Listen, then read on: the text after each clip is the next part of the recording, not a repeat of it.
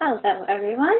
I'm Gaia, and today I have the honor of having Peter Roe from loveyourhumandesign.com. I personally, when I first started getting into human design, one of the first things that I saw was his radio show, beautiful radio show he had with his co-host, and it was just, I got so much out of that. There was so much information, and now we get to have Peter Roe with us here today to share his awareness. Before we pick your brain, is there something you'd like to say, Peter, or maybe introduce yourself? Sure. Peter Roe, and author of the loveyourhumandesign.com website. I've been doing human design for about 13 years now. And I just, I find it an incredibly useful tool. And that's really what fuels my passion to give readings or whatever way I can communicate on human design to other people. It just is, it's a remarkable tool for me, and I've seen it, how many other people it helps. So that's sort of my gig, but thank you for having me today. It's our pleasure, trust me. First of all, what made you choose that title, Love Your Human Design? Well, it's interesting. I wrote down about 3 or 4 titles, and all really along the same line: know your human design, love your human design. A couple others that I can't remember, but similar. And ultimately, for me, it was kind of double purpose. One, it gets back to self-love, and I think human design is a tool for that. A lot of us maybe have certain qualities of expression that we don't love so much. And I think that's one of the gifts of human design, is that you can learn that that is kind of wired into you. So there's no real judgment around that, because it's part of you. So you're going to be better off loving it than resenting it or fighting it or anything along those lines. So that's one aspect, is the self-love. And then as I learned my design, that I'm the vessel of love, I'm on the cross of the vessel of love, it really helped. I always felt like I was a loving person, but it really helped clarify for me that that's really part of what I'm here to do, is to be loving. Mm-hmm. That's my natural expression, and if I don't embrace that, then I'm not embracing who I'm here to be. So that really solidified for me, calling it Love Your Human Design, because that all resonates with me in both those ways. Mm-hmm. Do you maybe have a personal story of how it brought that to you, like that self-love, or maybe somebody else, like an example, a client, or of a personal story of, what did you say? Of human design kind of bringing the person to that point of self-love and loving like their design.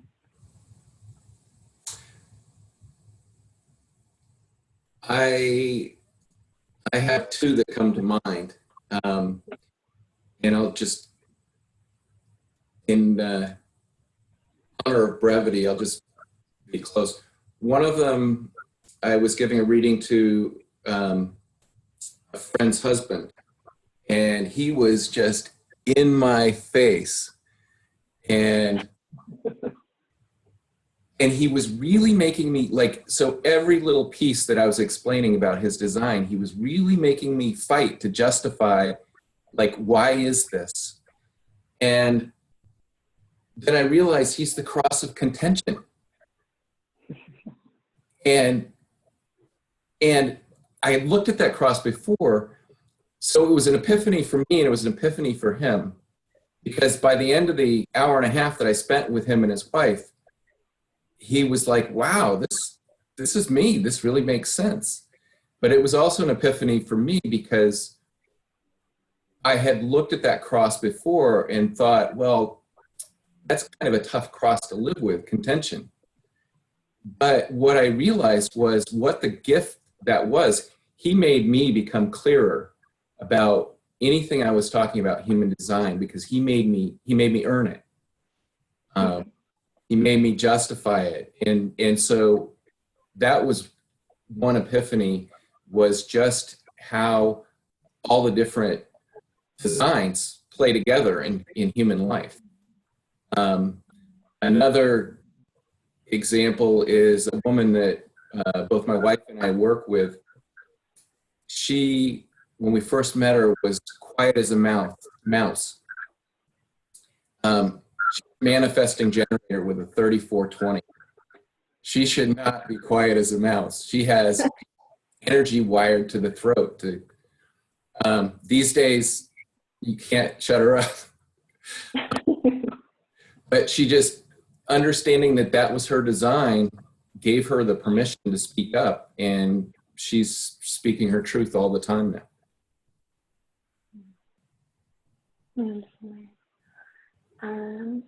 So, I mean, from your experience, like, what aspects of human design are, like, the most important?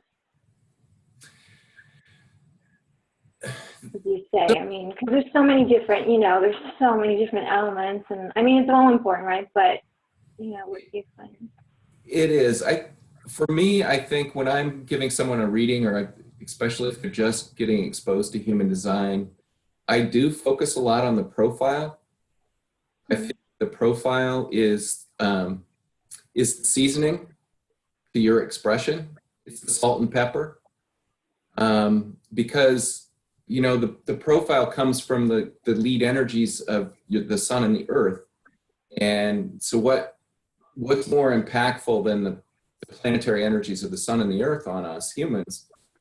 And I just feel that the profile, if you understand that, say if you're a third line, if you understand that everything you do to some degree is an experiment or an experience, that's huge. Like, if you didn't understand that before, that I've had so many third line people that I say, you've never made a mistake in your life. And they don't believe me at first, but as we talk about it, they realize that that is just their wired to learn in that way. Not all of us are, but I think for a lot of different reasons, the third line's an example, that profile is just so key, and is also probably more observable. So it's a good hook. If you can observe it in your behavior, then you can start to think, hey, there's actually something to this. It's not mumbo jumbo, or it's not up in the stars. And so I probably profile's the biggest thing that I go forward with. But then, as you said, there's so much else. Mm-hmm. Yeah, I find that the profile, that's the part that most people identify with, gets them to like, oh yeah, that's really true about me. Mm-hmm. Could you maybe give us, just like you did on the third line, that was really nice, just a brief outline for all the lines, for all the profiles? For all 6 lines? Sure. So I always start at the bottom and work up, because the bottom is first line. It's inwardly focused. And as we go through the lines, you'll notice that we go from very inwardly focused to moving to outwardly focused. And so we start with the first line incredibly inwardly focused, and we get to the 6th line that's almost aloof. It's kind of looking out, goes through the life stages where you're up on the roof, but it's that kind of spectrum. So starting at the first line, very foundational. It's typically about information, digging into the details, and the more attributes. Some first lines, depending on their design, are not super diggers, but they need that level of informational foundation, especially about stuff they're passionate about. But others have gates and part of their design that really amplifies that, and they it's like a dog with a bone. They just won't let go until they have the absolute truth in their mind. And then we move to the second line. The second line is the hermit, classic hermit. They try to hide out, and my teacher, Erin Curry Parker, she liked to describe it as, it's like a person's in their apartment and they're hiding out or they're hermiting, but all their drapes are open and all the lights are on, so everybody that walks by can see them in there, and they're going to get the invitation out. So it's a real balance with the second line of that hermiting and being invited out. The third line, as I mentioned, experimental, experiential. Everything is about the experiment. And as my wife said, for a third line, there's no straight lines in life. It's zigzag because you're trying it one way and trying it another and working through it. So those are the three inward lines. The bottom half are inwardly focused, but the third line is almost outwardly focused because it's got that experience. It needs to involve the others to be involved. And so when you move up the fourth line, this is where you're truly outwardly focused, and the fourth line is the networker. Fourth line needs foundation, and foundation occurs from the network things that include job, home, friends, associates. And the fourth line really needs, I picture them as like in a rowboat, and they have their anchors.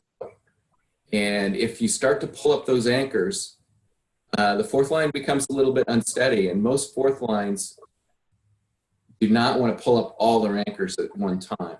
Like switching a job, moving a city, making all new friends. That's a pretty tough challenge for most fourth lines because they need at least one of those elements to anchor it in to feel comfortable. The fifth line is probably the hardest line to understand, both, I guess, from human design standpoint and probably from interacting with fifth lines. Because the fifth line is very projected. It's magnetic. Fifth line people draw you in. They're often the people at a social gathering or party that have a few people around them because they want to find out what that fifth line person's about.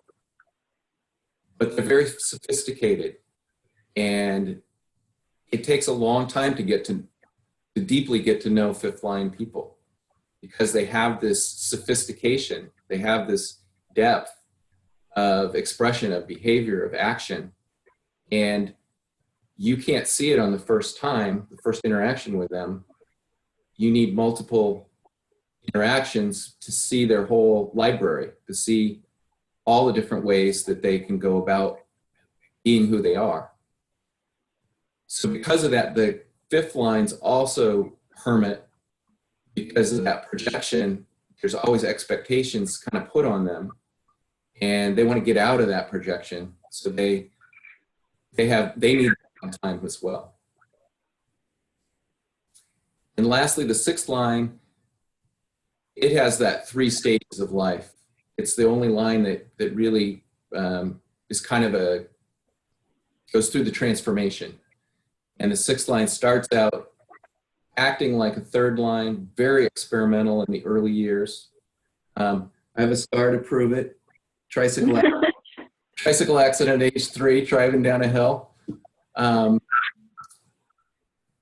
Then the sixth line, as they go through their teens and then into their 20s, they start to, well, they're very experimental, but they're also like throwing themselves in. They want to be in the mix. And then in the 20s, up to age 28, they start to pull back a little bit. They start to become more observational, which is the more natural state of the sixth line.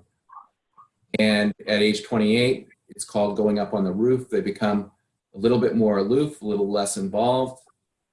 And from 28 to 51, they're up on the roof. And at about age 51, they come off the roof and step into their role model stage. Sometimes they fall off the roof. I find, especially with 6/2s, they're a little reluctant to come down because they have that hermit side. So sometimes 6 lines and 6/2s especially, I think, get kind of pulled off the roof into sort of whatever role model stage they're supposed to step into. Yeah, I'm a 4/6, and I can't imagine now getting off the roof. I have plenty of time, but I'm just happy to be up there. So, But can I ask you a question? yes, you can. So from our conversations we've had and stories that I've seen, you've pulled up stakes a lot. You seem to travel about a lot. So does that affect your 4th line? Do you feel unsteady at times? Yeah, actually, when you were saying that, I kind of went, because I do it so much, I pull everything up. It affects me, okay. It creates a lot of insecurity and like fear maybe, but it doesn't stop me. For example, if my, strategy and authority and, and everything is leading me there, my spleen, I'll do it, but it's that, I usually do try to find that I'm like, yeah, but I kind of want to know that this is for certain I have a place to stay, one of those things, exactly what you said. I've kind of learned though that,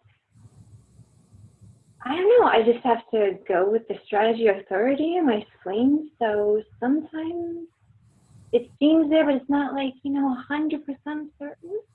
But what I find is actually, what I've done many times is, I've just moved, like not knowing anybody, nothing, like to different countries. And honestly, suddenly I just build this incredible network. I don't know no one, and I just find one person, right? I just need to have one person I kind of have a contact with. And from that one person, it's like, so, but I always do have to find like one person kind of, I feel some kind of that network connection, and then to feel that, stability in that I have that line. And then, I don't know. It's incredible. I've had a lot of people tell me, sorry, what you going to say? I just gonna say that one person is like your network in, and then you spread out from there. Yeah, I don't know. It's quite amazing, actually. Yeah, I've had a few people, or the projectors, they're like, oh, but I don't know what to do. And like, how do you do that? And I'm like, I don't know. It's like, oh, how are you going to do that? I'm like, my friend. I know someone with a friend or friend, they're like, oh, a 5-1 or something, they're like, oh. But, yeah. Interesting. How do you find that? Have you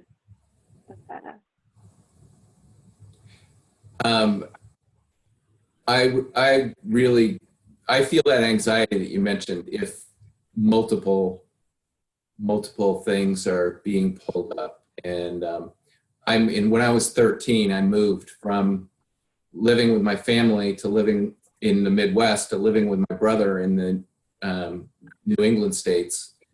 And so new friends, new high school, new living situation, new family.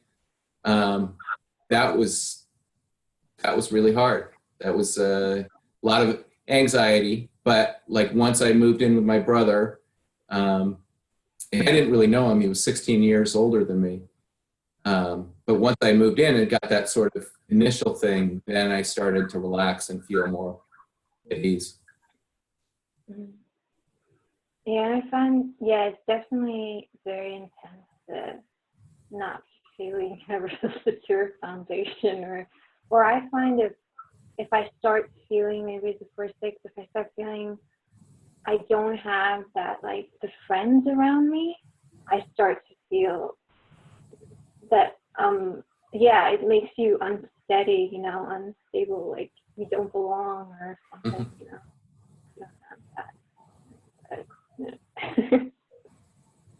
I'm interested to see. I haven't seen many examples of people talking about, coming down off through what that's like. And I find it actually conflicting because I actually don't identify so much with the 4 to 6. I identify more with the 6 actually than the 4 and the weight, because I'm such a, I don't know how I'm not a second line. I'm such a hermit, or I would say maybe not a hermit, but I'm so solitary. Mm-hmm. And it's a kind of like, I'm solitary, and I'm also, now that I'm up on the roof, it's so much more. I mean, I was always very solitary, but now it's even, you know, it's extreme. So it's kind of like conflicting in a way, because it's like I'm being pulled, you know, I'm like towards people, even if it's just not physically, you know, like messaging people, you know, people always contacting me, you know, want to talk to me. It's like I'm being pulled, but then after a while I get pulled, and then I'm like, oh, no, it feels very, no, this is not me. I'm up on the roof, leave me alone. Yeah. Okay. One question actually is from one of the Facebook groups, the Human Design Facebook group. Someone asked how forgiveness and compassion come into play with human design. Do you have anything like, does it help, like, I guess they're asking, you know, forgiveness? Well, I think they come into play a lot. I would say, and I would say they can work both for yourself, or they can work in relationship with other people. A classic example I give is my wife is a 1-3, and so she's across the service, which across the service carries a lot of opinions and correction in that. Until I discovered human design, I'd go to put the mayonnaise back in the refrigerator and put it in the middle shelf instead of on the door.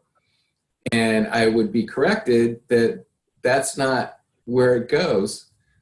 Well, knowing human design and knowing her design, the goal of that energy is joy to life. Because that's what logical energy is about, making a better way that brings joy to life. And so in that case, although very silly, it's just, if you go in the refrigerator, you know exactly where the mayonnaise is, you can get it, you can make your sandwich or whatever you're doing, and it brings joy to life. So in that instance, for me, for example, it made me both compassionate, because I understand now. Before, I thought that energy was sort of just picking on me, and now I understand that energy is actually trying to make life better. So in my mind, I can be compassionate because there's a really an altruistic purpose behind that energy. I think also in terms of forgiveness, forgiveness I take, and my teacher Karen Parker said this all the time: expression in human design is not personal. There's a lot of things, like I just mentioned, the opinions or correction, it feels personal, but it's not personal. It's just energy expressing itself. And so if you can start to understand your design, and then you can start to understand other people's designs, and look at whatever they direct towards you as not personal, then there's a lot of forgiveness and compassion that can come out of that. And going back to the example, the guy that was the cross of contention, I have a lot of compassion for him, because I got to believe that that's a tougher design than some. But as I said, it really serves a purpose. He helps people sort of justify what they're doing or stop doing it, because maybe they shouldn't be doing it. If that makes sense.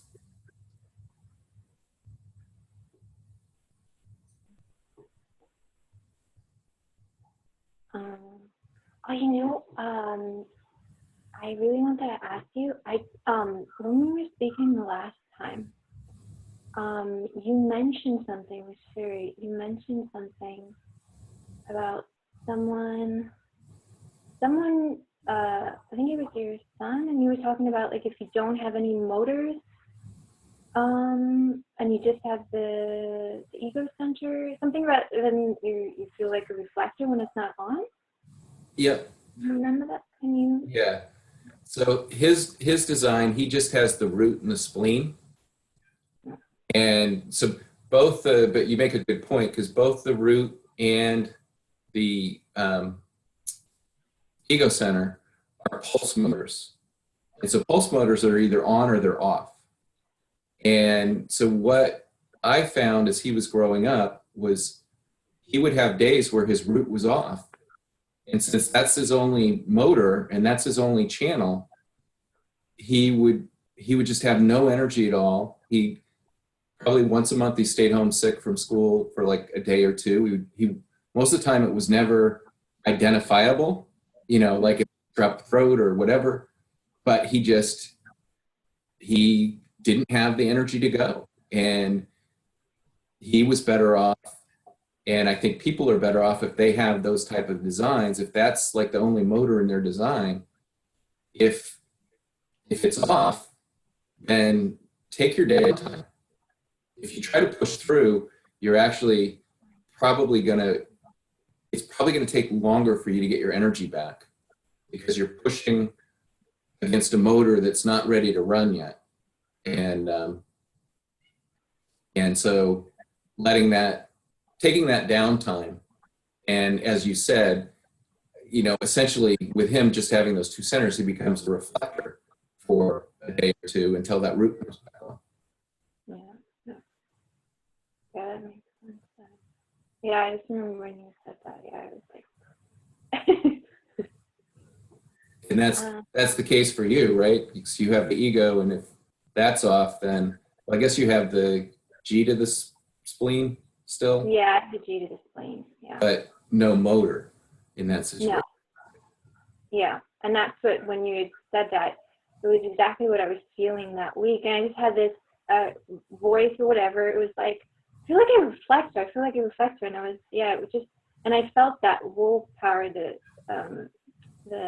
going on, and then it's off, and then it's on, and it's off, very intensely that week. So I was like, and when it was off, I was like, I'm like a reflector. And then you just said that, and I was like, oh.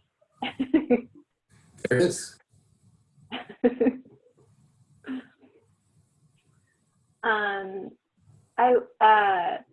You have a completely open throat.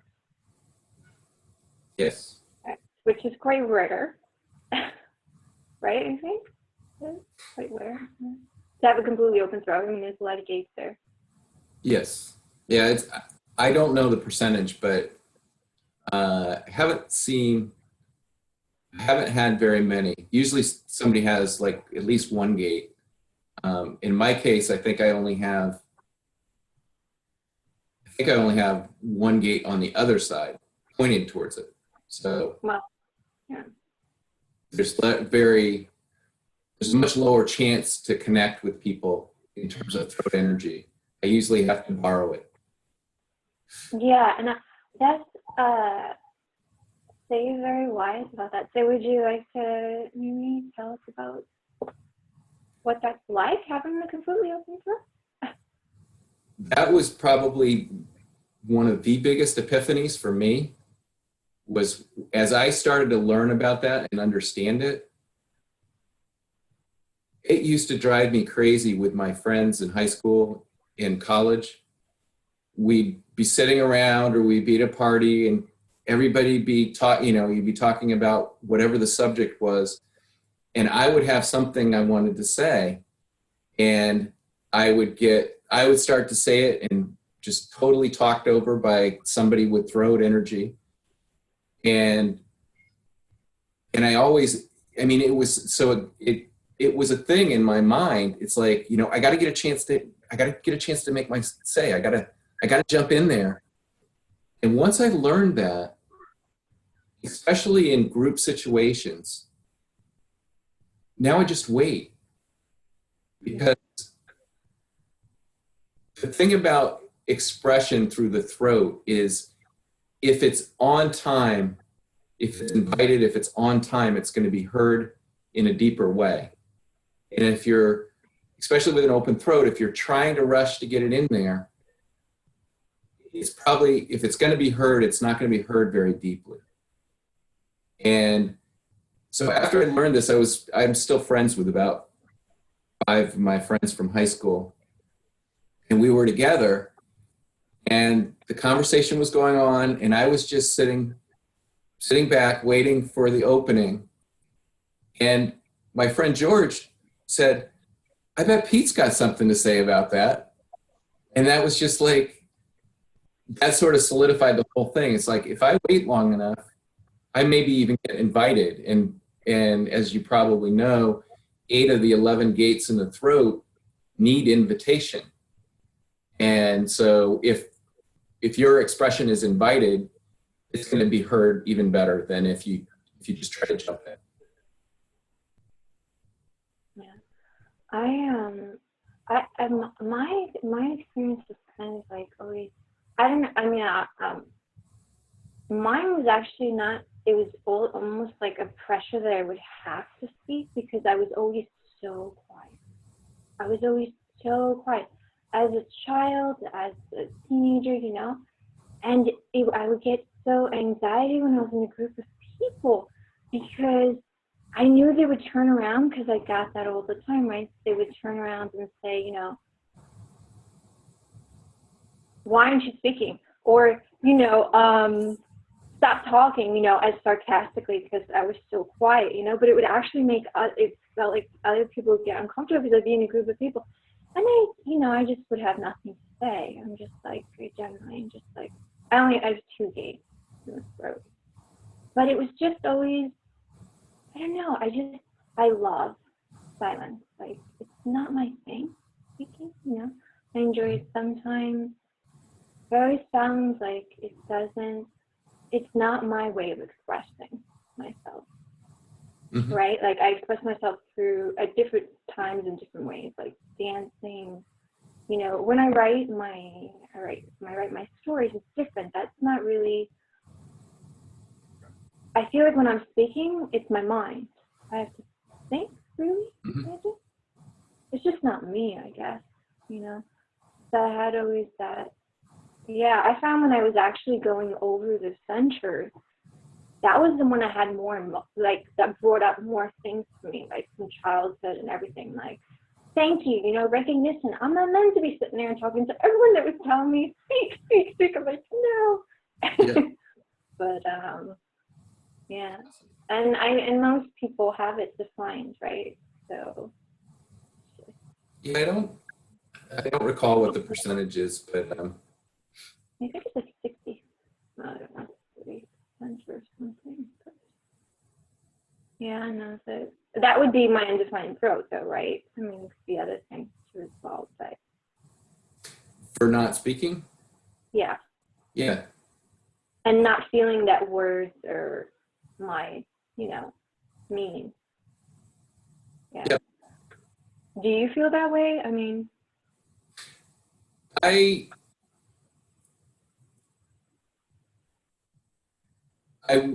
would say that it takes me longer to, you know, because if you just look at the wiring, there's nothing here. There's nothing coming down from here. There's nothing coming up from here. So it takes longer for it to get there, and it takes more measured time. So in terms of, yeah, like productively speaking, I'm not wired to do that. And I think that was one of the frustrations with my friends in high school was they would go into these like intellectual discussions about history or about whatever. And 1, that really wasn't my thing, but 2, I don't think I was wired to like get into those conversations either. So. Yeah. Yeah. And I kind of will also, like, I always feel, I think I remember recently I was listening to something from Ra, and he was actually saying just generally that everything we want to express doesn't come out exactly in the same energy, you know. But I always thought maybe that was the undefined throat, because like to me it's like it's there what I have to express, and when it comes out in words, it goes, it comes out like this, you know, completely different. Mm-hmm. Would that be that, or is that be the undefined throat? Or? It could be that. It could be. I can't remember. Do you have abstract energy in your thinking? Oh, in my thinking, I just have the 11. Oh, okay. In my ajna, I just have the 11. In my head, I completely open. Okay. Well, that's 11 is on the abstract side. It's not on the logical side. So, in abstract, abstract can be anything, whatever fits.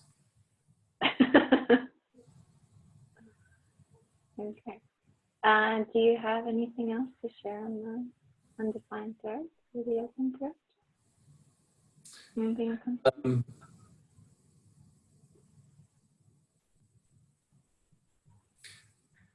I think it's just all about being measured in how you express yourself. There's a lot of different stories about undefined and open throats and how they get attention, and it can be the way you dress. One story I heard was this woman in a group would always come in with a scarf around her neck, and she'd come in at the last minute and make this big play. She was an open throat. And so that was her sort of expressing herself to get the attention, I guess, that she felt like she needed. And,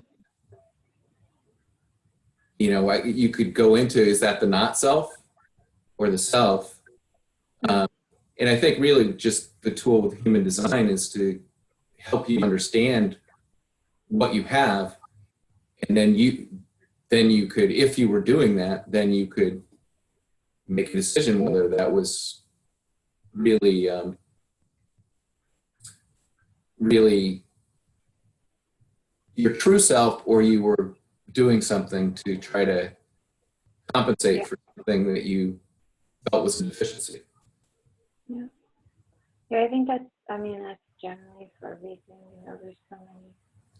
There's so many different aspects, and making everybody's different, and that's what it's about, right? The differentiation and the uniqueness. So, one person can say it's this, the other person can say this means this, that means that, but ultimately, I think only that person, only we know, ultimately what that means to, so. But,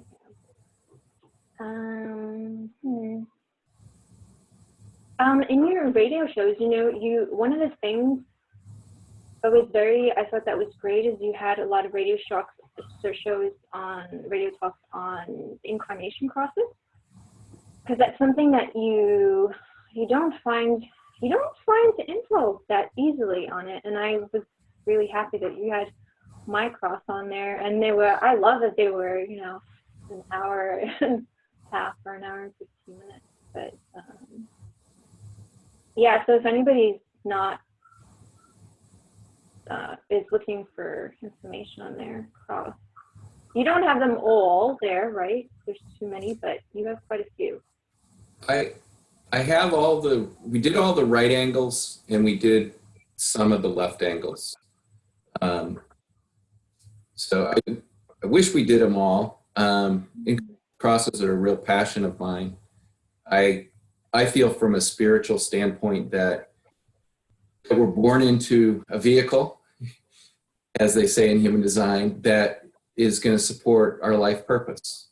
And the incarnation cross, I really look as the platform that we're here to do our work with.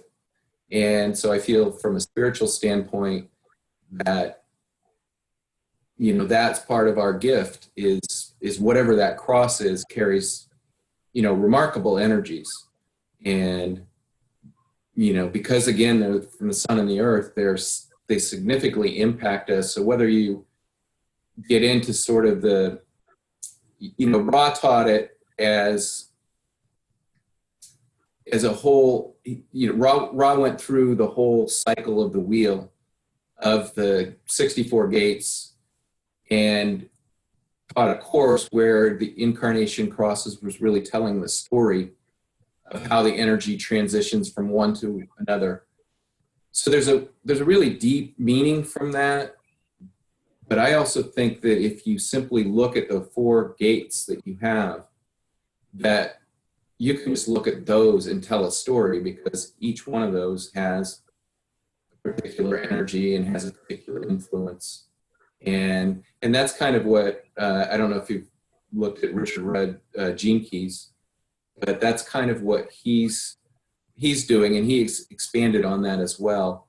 But it starts out with Gene Keys is looking at the 4 lead gates, which are your cross gates, and really learning about the lower vibrations of those and the higher vibrations of those, and understanding that that's sort of your core resonance. It might be a silly question, but does it matter?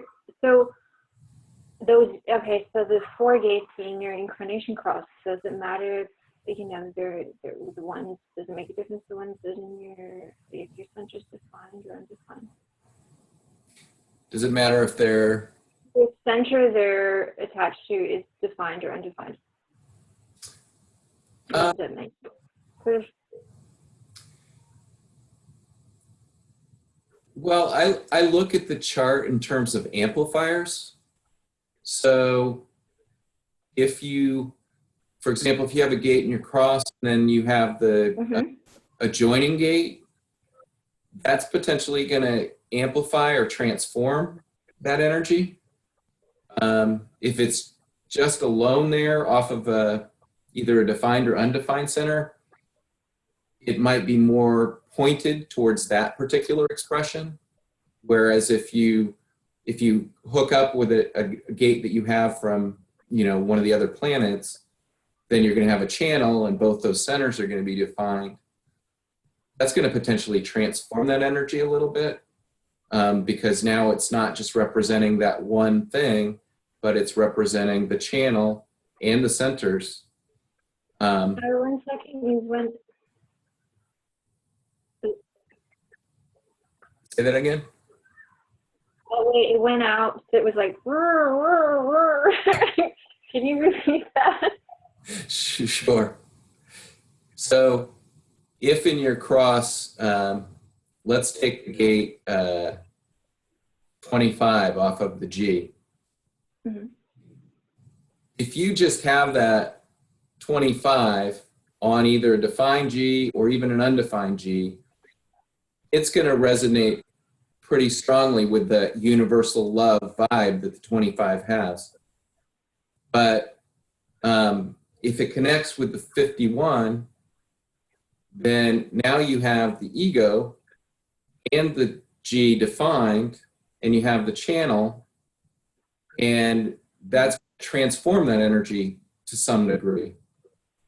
So I think it can be amplified. Also, you could have the 25 in some of the other planets, and so then that's going to amplify it, because not only do you have more of that energy, but you potentially have the sort of dynamics that those other planets give to it, as well as odds are those are in different lines, so you have different flavors of that gate energy from those other definitions.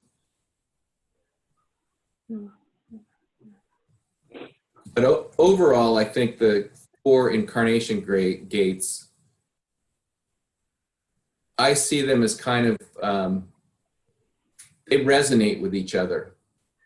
And if you look at Gene Keys, if you get into the shadow of, say, this gate, it's potentially going to pull these other lead gates down to the shadow. And if you move out of the shadow to a higher vibration in this gate, it's going to help raise your total vibration of those lead energies.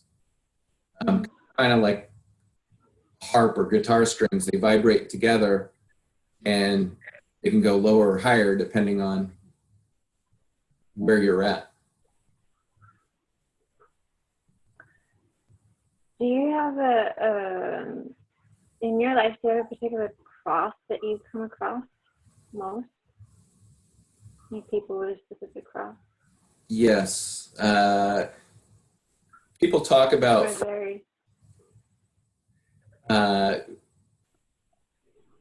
there's a lot of different talk about fractals, not only in human design. Greg Braden is an author that had a whole book on fractals.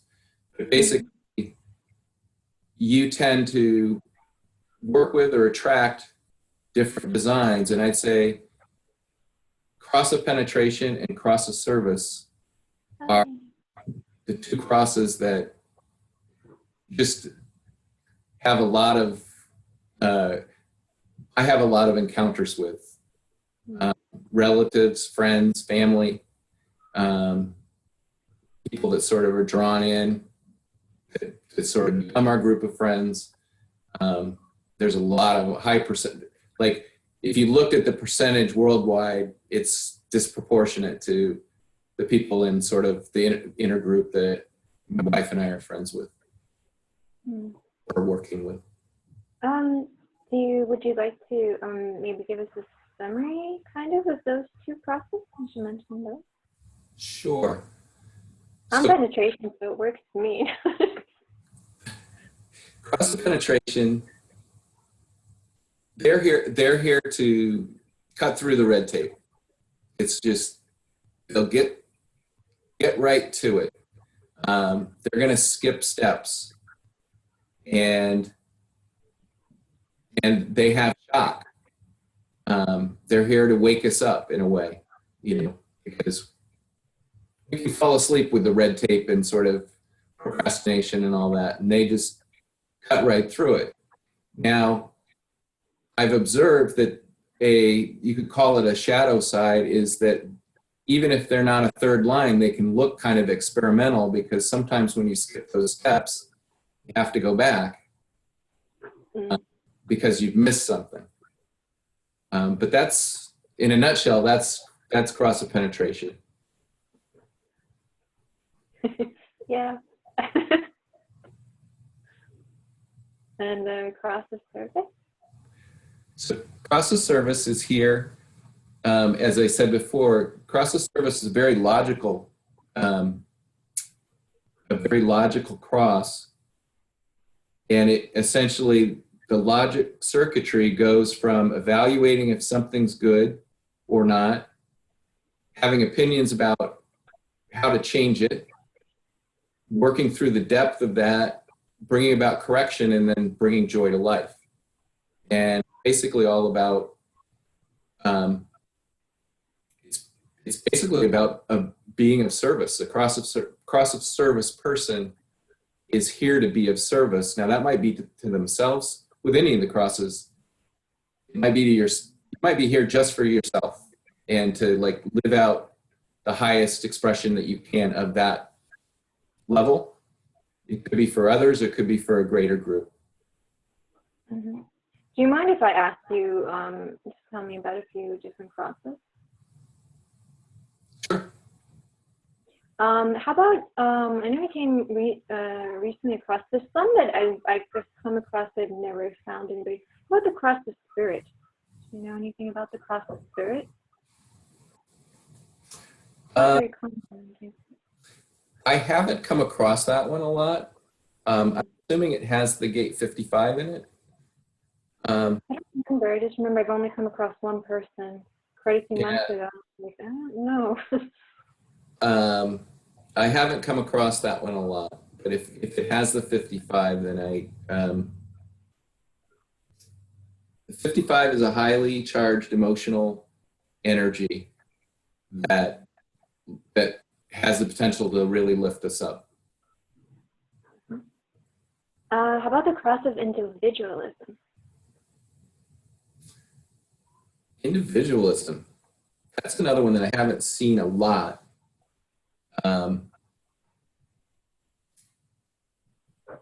Not knowing the gates, I'm guessing it's because those are well, that gets into circuitry, which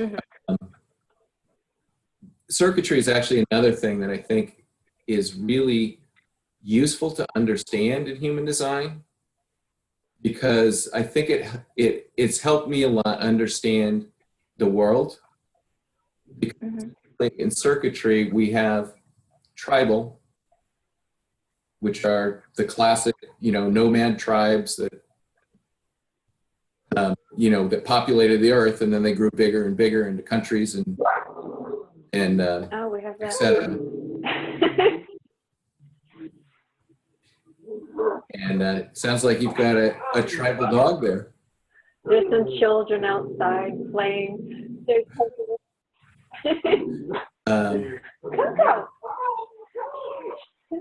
Okay, sorry. So you have tribal, which is about the tribes. You have the collective, which is really sort of, in a way, the way I see it is it's sort of abstract. It's sort of a mixed bag of all different tribes that can function together, but still sort of have some cohesion. Like I picture it as kind of a neighborhood that has just all different ethnic groups in it, and they have some cohesion there. They're part of the collective. And then lastly, you have individual, and individual energy. It's about individual expression, and individual energy doesn't care for the tribe or the collective. It just is. Again, there's nothing personal about individual energy, and it's not caring. It's just there to be art for art's sake. And if you like it, great. If you don't like it, great. It's just individual. Yeah, I know that well. How about, have you ever come across someone, the Incarnation cross of obscurity? Of which? Is it obscurity? Obscurity? Yeah. Yeah, the cross of obscuration, I think. Obscuration? I can't say that word. What? Yeah, I don't even know what that word means. It's most of my English. I don't know. That cross I do know, and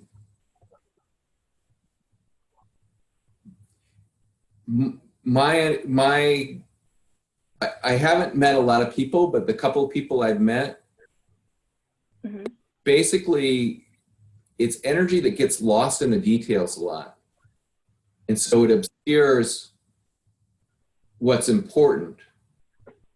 But on the flip side, I always try to look at things through duality. On the flip side, sometimes there's obscure stuff in the minute details that's really important. So what comes to mind is penicillin. That was something unknown. It was obscure. It's like how could you take fruit mold and like cure people of illness? But I guess what was the guy, Polk or Salk? Found that, did an experiment with that, and found that would cure people's illnesses. And something very obscure like that.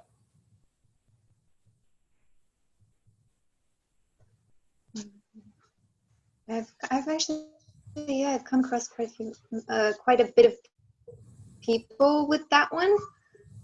So I'm wondering about that one. There's so many. But, how about, I think it's I like that aspect. It's really beautiful. The Incarnation crosses, like there's so many different ones. And like I said, it's not discussed much. You can't really find that much info. Do you have any plans on doing any more radiation? On doing any other radio shows? Any plans? I've been thinking about it, but I don't have anything concrete now. I'm hoping to take a week off from my corporate job and do some writing and sort of do some strategizing about along those lines. Could you maybe talk to us about the format channels? The format channels out of the root. Yeah. The format channels,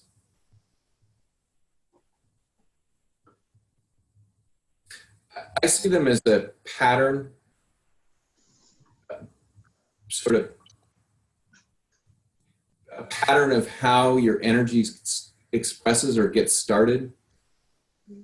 And so, for example, for me, I have the 63 in the center. And so understanding that that format is mutation, that was helpful for me to realize I'm somewhat of a logically designed person. Mm-hmm. And so knowing that and operating like that for 40 years before I met human design,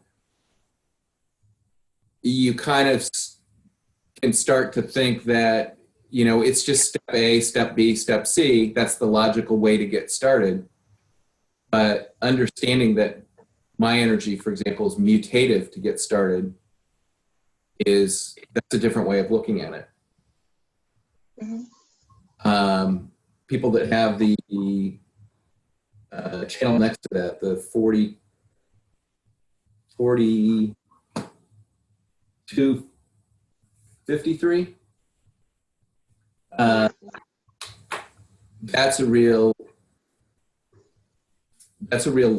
cyclical format, that everything sort of has a beginning, a middle, and an end. But it's not,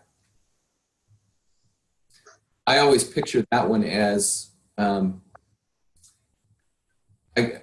went to business school, so I picture that one as like a product starts and like when something new goes on sale, like a DVD player, at first there's only a few people that buy it, but then as it gets less and less expensive, more and more people buy it. And then as the end of the life cycle, it starts to fade out, then it winds down. And I kind of see that channel that way, that it's a cycle, but it's not necessarily proportionate cycle, that it takes a curve, it takes a flow. And if you think about it, and I guess the reason I always related it to sort of the product life cycle is because as one thing is winding down, there's another thing replacing it. And that's kind of that cyclical energy there. And then the other channel out of the root is the 952. And that one is kind of the ADD. It's often identified with ADD. And it's usually the people that have the hanging gate 9 that can struggle a little bit. The reason is because 9 is hyper focus. And the example I give for that is, I like to use imagery because it helps me remember. I have nothing up here, so. The imagery I like for the gate 9 is a block of Swiss cheese. And you could get, if you're really focused on something, you can get lost in the holes in the block of Swiss cheese and kind of forget that it's a block of Swiss cheese. And the 52, which is all about stillness, is really sort of being still and letting yourself drift back and seeing the whole thing. And so I'd almost call that format energy alchemy. There's just sort of a magic that happens there through the stillness. And I think the 52, I think, is an underrated energy. In terms of just, I think I've come across a lot of people that have the 52 in their cross.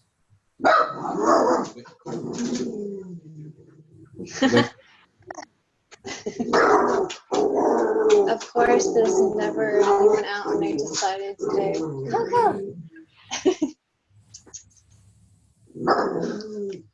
We have to wait. Okay. Maybe it's okay. We can continue. So I've come across a few people recently that have the 52 in their cross, and they've been out of harmony, and it's because they haven't been getting enough stillness. The pace of life or whatever has sort of deprived them of the 52 and meditation or just being, and put them in an imbalance.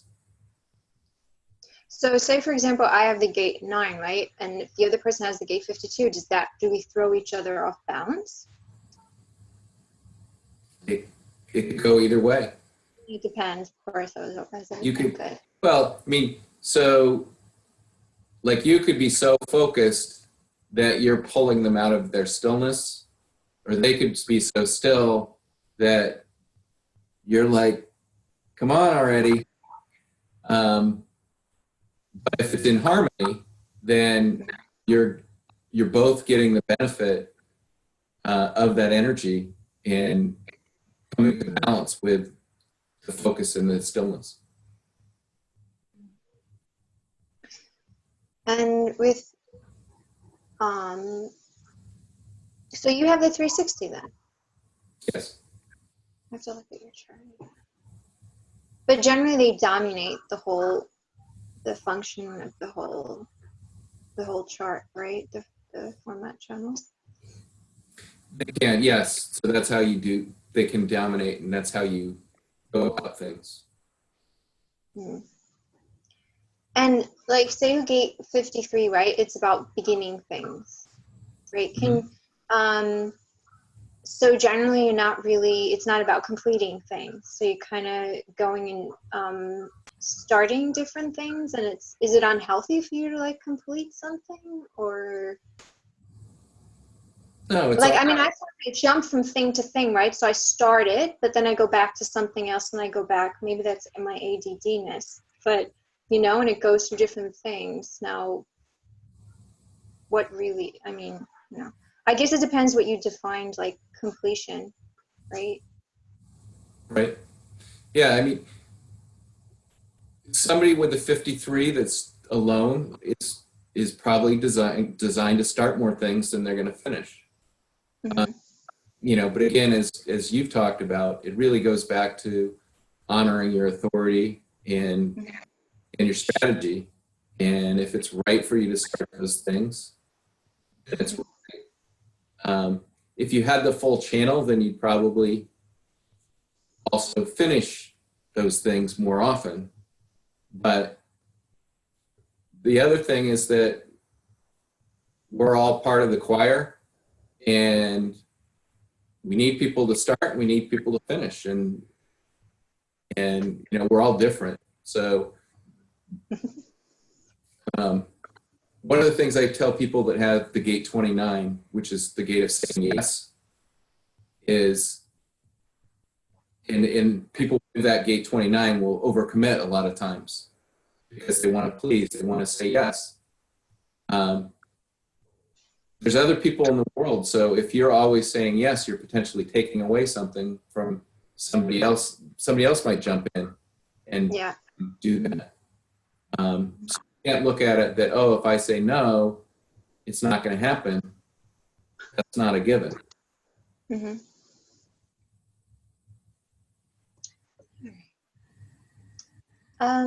I kind of basically covered it, but how would you sum up, like, how does human design bring balance and harmony into our lives? Well, I think it brings balance and harmony in a lot of ways. First, if you understand your design, then you can be more in balance with yourself, because you can know your strategy, you can know your authority, you can make better decisions for yourself.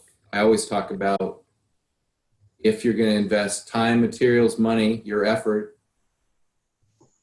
if you're making the right decision for you at the right time, then you're going to do that. You're going to be less likely to overcommit. You're going to be less likely to be spread out, or getting yourself involved in the things. Then you get halfway in, and it's like, why am I doing this? You know, you do it for a friend, or you do it for whatever. I think it brings balance and harmony, because if you start to understand human design and start to understand that we're all different, we're all wired to be different beings, then you can have more harmony with the world. And as I was speaking before, you can look at the news and look at certain, political events all over the world and get mad or get sad or get frustrated. But if you understand it, like if you understand tribal energy that I talked about a little bit ago, mm-hmm. The tribes are always looking out for themselves, and it's some of the stuff that goes on are bad people, but some of it is just this tribal energy that's trying to express itself, that's trying to protect its tribe.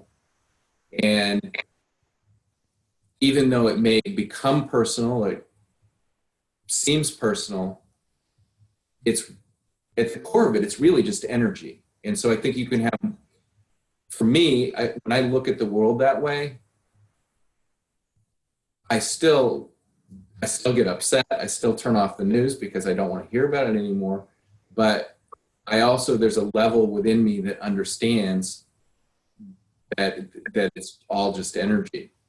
And, so I think all those things can help bring harmony and balance, especially in relationships. If you realize it's not personal, and you may realize that it's not personal, but it's that person's expression is not something I can live with, Mm-hmm. can still walk away from that relationship without oh, that person really did that to me. And it may have been more that person was just expressing themselves, and that's not an energy that's harmonic for you to live with. Mm-hmm. I mean, I find it the most beautiful thing. It takes away that blame game of, because ultimately, if you really look at it, I think it's great, because it's not personal, it's actually really beautiful. Even if it's negative, it's just that expression of the energy, and it's just, they're just being themselves. And that's the thing is it's such a beautiful thing to be able to acknowledge that, and that, I think it eliminates judgment, all this judgment we have on ourselves and on other people. I think what you said too with the, I think that's such an important aspect, the individual, the tribal, and the collective. There's such a misunderstanding, between three, and such a battle, and they're all so beautiful, and it's just, their expression. And it would be, I don't know, it would be such a great thing if everybody had that knowledge, to just be accepting and see the beauty in the tribe and the beauty in the collective, and even though there's the not self, that kind of thing, because it kind of drives pretty much everything. Mm-hmm. It does. Makes the world go round. I'm surprised actually why a lot of people actually ask me that, like, is human design, well known? What do you think? I mean, it's not so. I think it's increasing in popularity, especially it seems in the last probably 2 or 3 years. And I think it's just a guess on my part, but I think part of that is because there's been probably like 6 books published in the last 4 or 5 years, besides what came out of essentially Ra's, either Jovian Archive or Human Design in America. And so I think that's opening up the energy because it's available more places, more sources. Do you know if there's any kind of plan of making any kind of school for children based on human design? I don't. I've heard some people talk about that. I know Genova Bliven. He was pretty passionate about that a couple of years ago when I was following some of his stuff. But that would be beautiful. I would love to get into at least high school. I tried to get into the high school I went to, and they were kind of like, it was still too far out there for them. But I think, because you have all this bullying and different things that happen like that in like the high school environment. And if the only thing the kids took away was understanding how we really are different from a DNA level, and we are going to act and say things differently, I think that would be a huge win. That would be fantastic. I kind of more see it for high school, yeah, but I kind of see it for like the little children. Yeah, no, that would be good. Or if we're just for the parents, maybe have a school for the parents, so they, for pregnant women. Yeah. Or, okay. Something, I had a question come to me now. Oh, I'm going to ask you a really strange, which I kind of mentioned, and we'll end it there. A bit maybe strange, weird question, but like on generators, on questions. Do you feel, because I've seen quite a few modalities and systems, right, that they give people questions to ask themselves, right? They ask the question, they give them specific questions, and it seems to work really well from them. Do you feel like for generators, do you need somebody else to ask you a question, or could you ask yourself a question? A yes and no question. I feel like I can do that. And I guess I'm hedging it a little bit, because I think I can do it because I don't have a lot of definition in my mind. Okay. And so I think I can get out of my mind easier than some designs that have more definition up here, because really the generator gut response is no mind. There's no mind going on there. It's just the sacral motor saying, yes, I want to engage in this activity, whatever it is right now, or no, it's not, whatever parameter is not right. Maybe it's not right at all, or maybe the timing is off. So I do feel, I think when I first tried it, I was probably a little bit in my head. But I feel like with practice, I can really get it. And for me, like I've come across two different ways people experience that generator response. Some people are very auditory, and they just feel like like a little kid. You want another glass of juice? And for me, it's not like that. For me, and maybe it's the throat. For me, it's a feeling. It's my gut feels good or loose or comfortable if it's right, and I feel this tension if it's off. Yeah, that makes sense what you're saying, because there's the one group and they say, what makes you feel light is a yes, right? What makes you feel heavy is a no. Mm-hmm. So I guess that makes sense with what you're saying. Yeah, and that's a very good point about the undefined throat, though, because I do find, a lot of generators are like, they say yeah with the sounds, but they don't make sounds. So that's a good point. Yeah, great.